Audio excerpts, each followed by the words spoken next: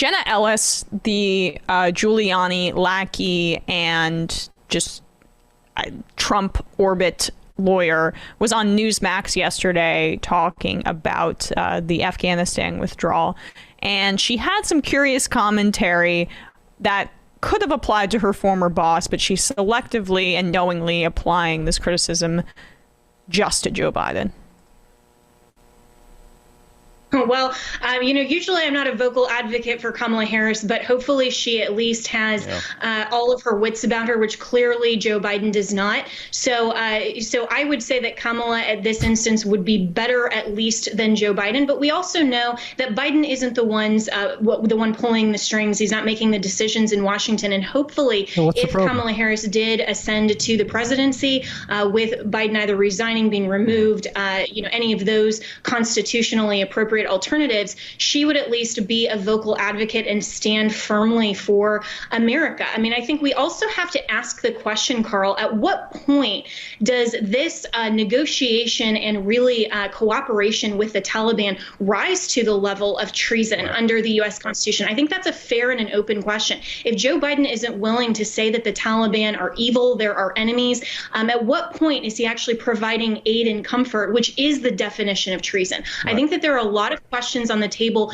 that we should be very careful about asking, but we absolutely need to ask when we have someone in power in the highest office in the land who is clearly not making that they just left billions of dollars of U.S. equipment and arms that would be aid and comfort to a terrorist organization. If he knew they were there, like the classified State Department cable said, that this could happen, did he aid them? All right, well, so firstly, she says that Biden obviously he doesn't have his wits about him. He is not stable and he's being controlled by other people. So is it an issue that he's not stable? Like, why do you care if he's not the ones making the decisions as president, if he's, being manipulated by people behind the scenes who are in his orbit? Like, by the way, as if Trump wasn't one of the most easily manipulated presidents of all time. The guy had no cohesive world understanding, and so he was able to just be pushed to do whatever the powers that be wanted him to do things. It wasn't that hard. Matt, did you want to say something? I mean, just the way they project and repurpose previous arguments for their own work, like the way they've been using Big Lie, for instance.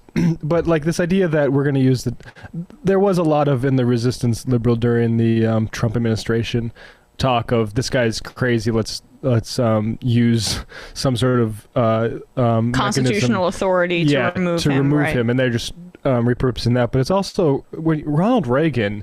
There are so many stories of him just being completely tuned out, and in just psychologically like impossible for him to just a sign of dementia. Yeah, just being super apparent and covered up by the media.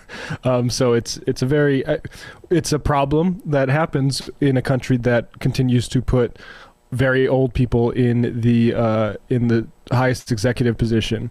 I think that deploying it here in Biden's withdrawal is just absolutely disgusting, though. Like clearly this withdrawal is not going bad because Biden's old.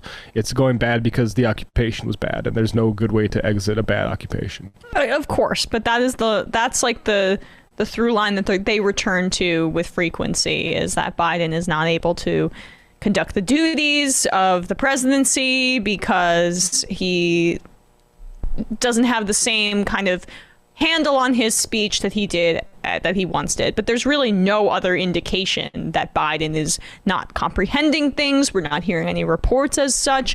And in terms of rational decisions, there's nothing more rational than what he is doing right now. We obviously here at the Majority Report are in full support of the withdrawal from Afghanistan. And you know what? If Trump had been doing this, Jenna Ellis would be in full support of it, because she mentions that working with the Taliban should be treasonous. Trump did that. Yeah, Trump did that to get them to just settle down a little bit so he could look good going into an election. Yeah, and he waited for this withdrawal deadline to be after the election because he knew that this was going to be the outcome, and it was going to be a political difficulty for him. And so Ellis is just being willfully ignorant of that very fact. We've gotten into it a few times on Twitter. I'm saying it's not personal, Jenna Ellis. I think you're a horrible person, independent of our personal interactions. But like, Mike Pompeo released thousands of Taliban fighters as a part of a deal that he brokered with the Taliban. There's a photo of him with the Taliban. If people want to look it up, they can. But she says this to a Newsmax audience that's not going to look it up. And she knows what she's doing. So, you know, okay, I'm going to be completely cynical and counterfactual. It achieves my ends. So that's all she needs. Folks, there's more of what you've just saw where that came from. That's if you hit the subscribe and like button. Thank you. Really, thank you.